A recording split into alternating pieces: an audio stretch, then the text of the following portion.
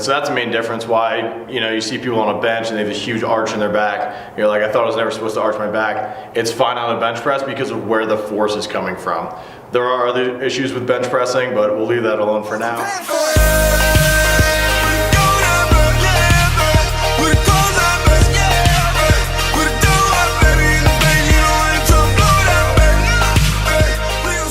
So today the video is just going to talk about the differences between arching the back in a bench press and why you shouldn't arch the back in basically any other position. The main reason for this is the compression force and where the compression force is coming from and how that force is applied to the spine. Just for the purpose of space, we don't have a bench down here, so you'll see me demonstrate on the platform, which is fine. You'll still see the same basic shape that you'll see in bench pressing quite often.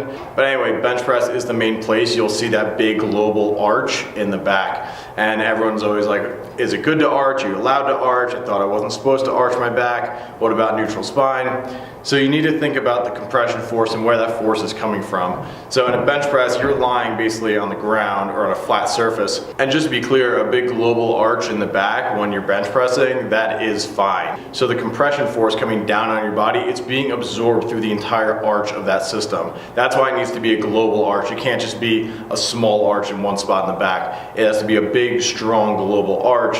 That way the arch can actually do its job and distribute that pressure throughout the entire system. The difference between that and something like an overhead press, and when you see people overextending and arching there, so in that case the force is coming down vertically on the spine, and that's where you need to be a little bit more careful, a lot of bit more careful actually.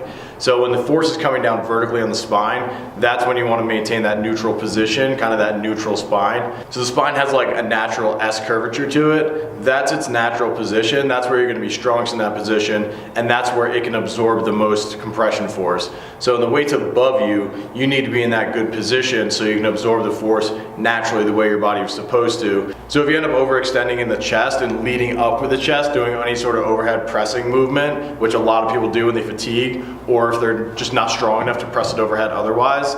So if you lead up with the chest, the back ends up overextending. Now you have this big global arch in your back. In this position, it's not okay because you have a vertical compression force coming down on you, and that's what you have to be worried about. The bench press is fine doing that because you have a big global arch, but you don't have that big vertical compression force coming down. It's a perpendicular force to where the spine is. So that's the main difference why, you see people on a bench and they have this huge arch in their back. You're like, I thought I was never supposed to arch my back. It's fine on a bench press because of where the force is coming from.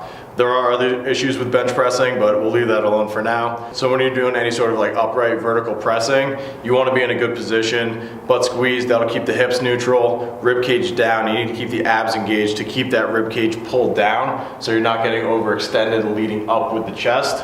That's going to be your best position possible for any sort of overhead pressing movement. Bench press is fine if you want to arch, big global arch, stay engaged the whole time.